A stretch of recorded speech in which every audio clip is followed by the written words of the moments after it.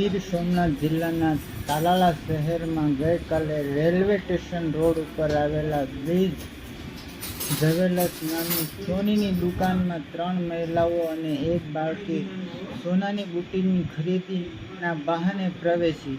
ત્યારબાદ સોની વેપારીની સોનાની બુટ્ટી ખરીદવી છે તેવું જણાવી તેમની નજર ચૂકવી 25 ગ્રામ સોનાની એક પેટીની ઉઠામણી કરી હતી.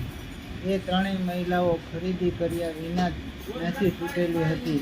₹1.75 લાખ રૂપિયાનું સોનું ચોરાયાની ફરિયાદ તાલાળા પોલીસ સ્ટેશનમાં કરવામાં આવી. પોલીસ બનાવની તપાસ હાથ ધરી છે. બનાવના સીસીટીવીના આધારે પોલીસ તપાસ શરૂ કરાશે.